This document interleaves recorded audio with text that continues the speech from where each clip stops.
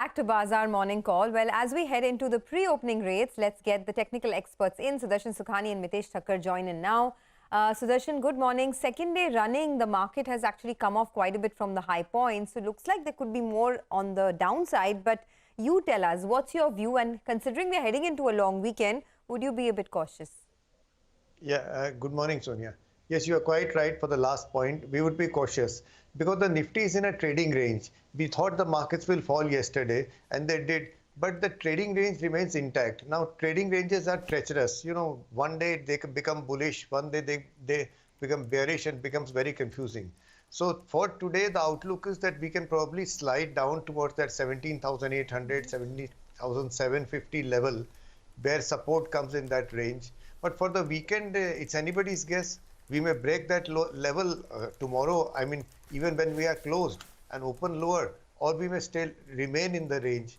So for today, have a mildly bearish outlook, and for the weekend, it's best to avoid any positions. Oh, okay. Got that, Sudarshan. Mitesh, good morning. What's the index call? Good morning, Lata. So I think, we kind of have been calling for a decline or a bearish kind of setup on the indices for last one and a half days, and I've talked about the fact that breaking below 17,900 yesterday suggested that we could decline to about 17,830, 820 to begin with, and possibly we could retest the recent lows of 17,640, 580 zone. So I think that's the outlook we have. We'll turn positive only if we start getting past 18,000 and get an hourly close above that. So we'll maintain a negative bias till then. Similarly, on the Bank Nifty, possible levels could be 37,200 on the downside. Okay, so that's as far as the indices go and how you might want to approach the day. Let's also look at stock strategies then. Sudarshan, good morning. Take your advice on being very careful getting into the long weekend. But what about individual stocks? What to do today? Yeah, good morning, Surabhi. Individual stocks offer opportunities, but some of them are giving bearish patterns. LIC Housing is one of them. It's giving the sense of a large intermediate top coming into place. It's not in place, but it's slowly coming there. It's an intraday short with a stop above 417.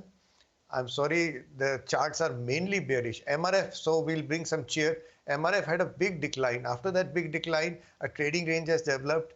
This is a blue chip stock. It is possible for the trading range to move on the upside. I think it's a positional trade with a long bias. You consider buying with a stop at 78,210. Again, Coal India, that it's been a bear market of its own after that big rally. Every day it falls. So today also it's an intraday short with a stop above 159.25. Okay, and Mitesh, how about you? What would the top stock ideas be for the day? So like yesterday, I have three sells to a buy. On the buy side is Birlasoft. That's a buy with a stop at 464 for targets of 495, 500. And on the sell side is a couple of pharma names. Divi's was a sell yesterday as well. Now can be sold afresh with a stop at 48.20 for targets of 46.50. Lupin is a sell with a stop at 925 for targets of 880. And Deepak Nitrate is a sell. Keep a stop about 23.25 and look for 22.20, 22.10 as the target area. Okay. Well, Sudarshan, if I may come back to you for just one more. NIIT has been a standout performer this week. So is McDowell. TV Today, of course, we discussed yesterday. In none of these, you see bullish patterns? No, if you are looking at a positional trade, Lata, then McDowell's is a very appropriate strategy, stock to be in. It had a very mild correction and is probably willing to go higher. For today, there is no trade, but NIT and United Spirits, which is McDowell's, are both buying opportunities for the long-term positional trader. All right, gentlemen, we are going to come back to you, especially for Vedanta and stocks like that. But Vedanta is likely to be the flavor of the morning and flavor for some time. The company has constituted a panel to undertake comprehensive review of its corporate structure with plans to evaluate all options, including demerger, spin-off and strategic ties.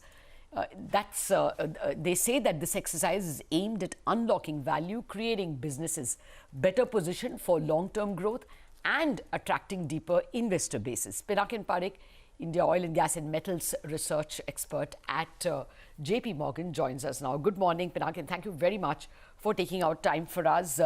What do you think would be best suited for investors? Would a spin-off suit them? Would a demerger suit them? I mean, without getting into a buy-sell mode, what should investors be happy with? Good morning, Lata. Thanks for having me over here. In terms of, we cannot give comments on individual stocks, unfortunately. So, we will not be able to comment on terms of, what is best that the company chooses to do. We'll wait for, whatever announcements that the company makes.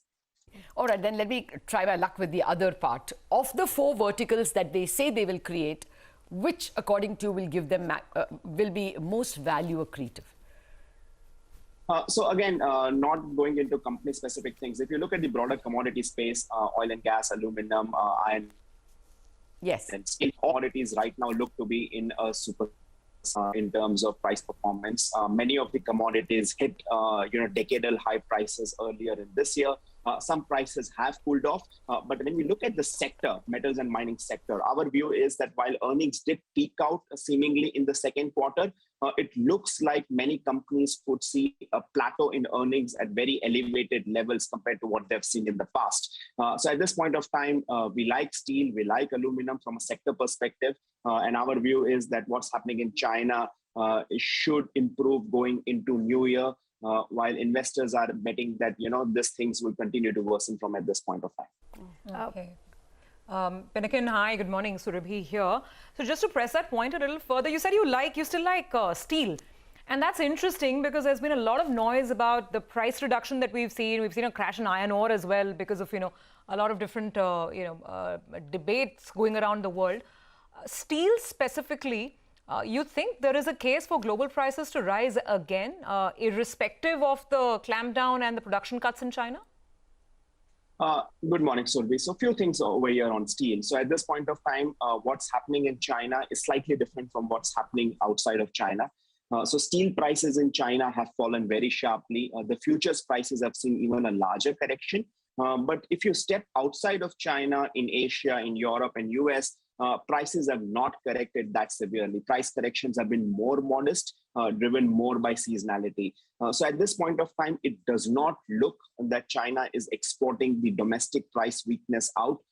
We have to keep a focus on what happens to the steel export numbers outside of China and whether policymakers take a step in terms of any kind of export tax that the country imposes.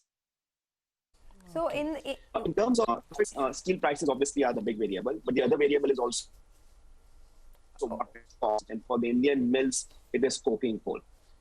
So our view is coking coal prices will come off.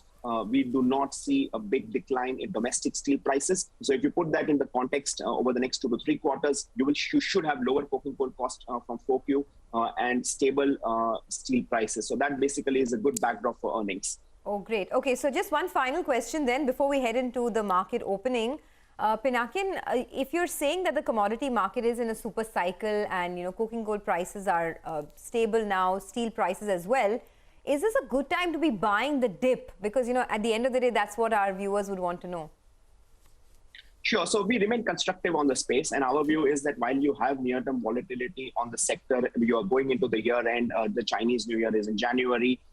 Things are pretty weak in China, but it should improve from here. And we remain constructive on the sector. And our view is that consensus earnings compared to what is happening on the ground remain too low. And therefore, the risk reward remains attractive broadly for stocks in the space.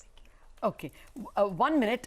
You said that you will buy steel on dips, and you say even while the valuations are elevated, they will stay that way. They will not plateau. Is that true of non-ferrous also? So across steel and aluminum, our view is that the second quarter earnings were a peak, but the earnings will plateau at elevated levels. So we are not going to see a plunge in earnings, and hence the stocks remain attractively valued across the sectors. Okay, can I try one question on Vedanta? The chances are that Hindustan Zinc may be asked to buy the International Zinc Company. Can you give us a valuation of that company? I mean, I'm not asking you for a call on the stock, but what kind of valuation can one expect? Unfortunately, Lata, we cannot comment on individual stocks and valuations. Okay, so Pinakin, just to press that point further, you're saying that the highest ever EBITDA per ton that we got in the second quarter for a lot of these companies, at least those levels will sustain, no plunge. But then should we expect prices to rise even further? Prices rise when there is an anticipation of continued improvement in earnings or the operational performance. Don't expect the second quarter peak earnings to sustain. Our view is that they plateau out, so they do fall from here. We are expecting a margin contraction across our coverage space. Our earnings estimates are based on a very sharp margin contraction from here. Basically, the spot commodity prices suggest that essentially such a plunge may not take place. Okay. In terms of stock prices, what the stocks are basically pricing in is a revert back to the 2016-17 level of earnings, which unlikely to take place. And more importantly, many of these companies will keep on generating very strong cash flows. So the deleveraging would keep on surprising on the upside and support equity valuations. Fair enough. Have to leave it, getting into a break. Thank you very